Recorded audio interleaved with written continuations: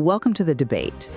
We are diving into a really crucial inflection point for one of the Western Conference leaders, the Lakers.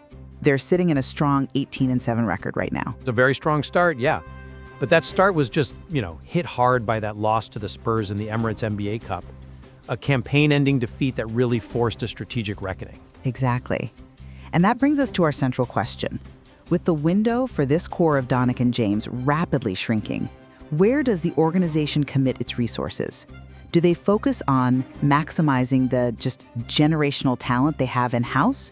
Or do they urgently commit future capital for a specialized defensive winger to fix what is admittedly a structural weakness? And I'll be arguing that the defensive gap, which the source material itself calls a long-term point of concern, is the only thing that matters for a deep playoff run. Relying on offense, even an offense this good, has already shown its limits. And I'll maintain that the path to a title, especially with these two guys, lies internally. It's about refinement and tactical optimization, not a disruptive trade that risks chemistry for what I think is a marginal gain. Okay, so let's start there. The whole premise of any title discussion for this Lakers team, it begins and it ends with the talent that is already on the roster. I mean, the 18-7 record is proof that the engine is performing at an absolutely elite level. Our source material details Doncic's performance in the NBA Cup as, and I'm quoting here, a star in top form. He was averaging almost 37 points a game with just absurd efficiency. And he did it all while staying completely poised. That capacity, to carry a team on his back offensively, that has to be the foundation. You don't mess with that. And then on top of that, you have the invaluable strategic asset that is LeBron James. I mean, his contributions go so far beyond just scoring averages. In his 23rd season, he's still the team's primary offensive stabilizer. He's the, quote, pillar when the pressure mounts.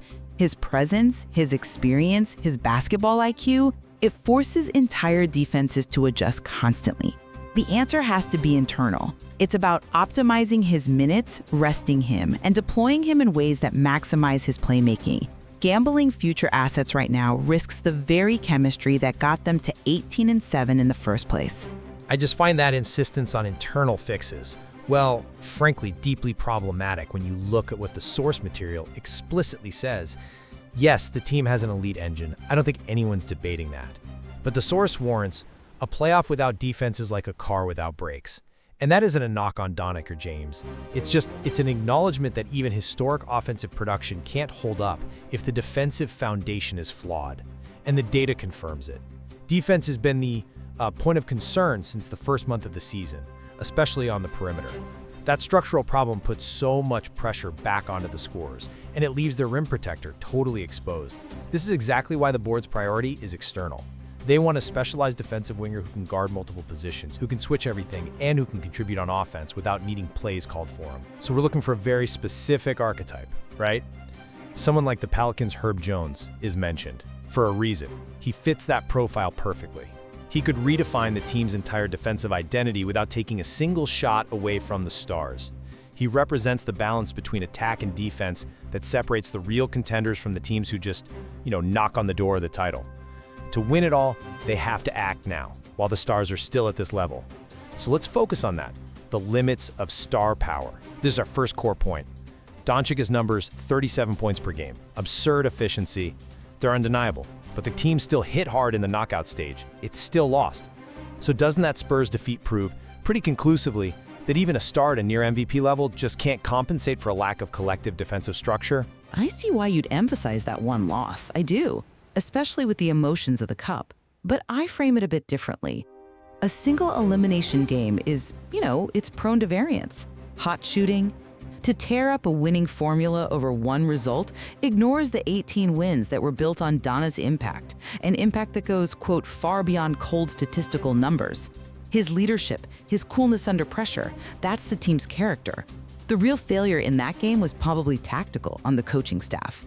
Maybe minute distribution, maybe a few bad assignments, not a fundamental flaw in the roster. But that's a big maybe. It is, but my counterpoint is this. Coach Reich needs to focus on internal refinement. Stagger the lineups.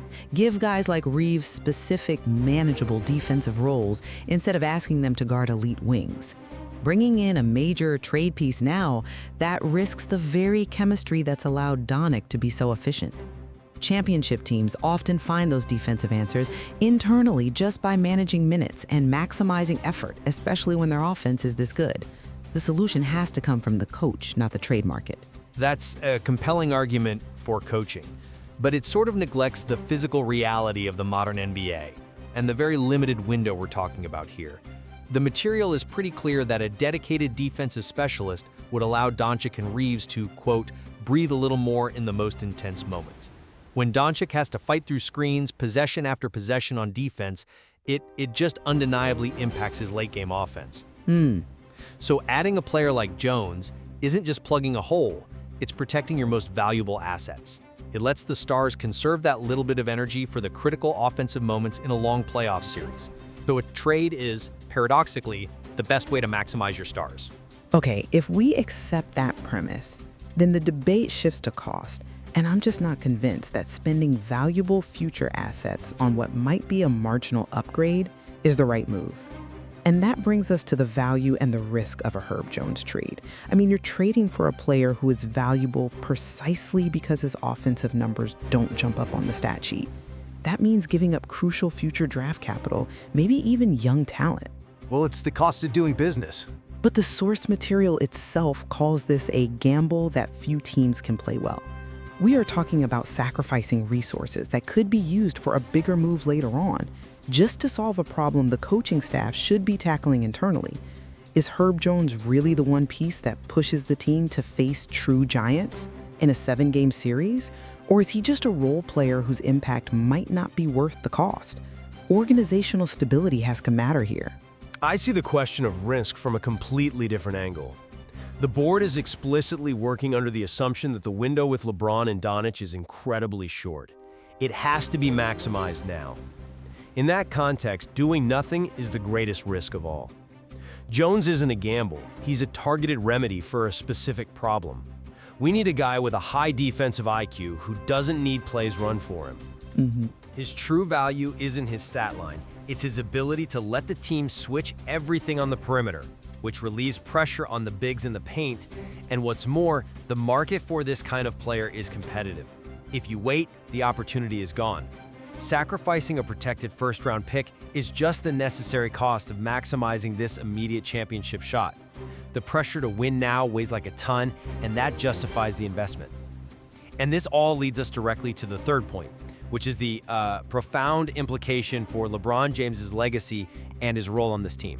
Right, and this is where it gets really fascinating.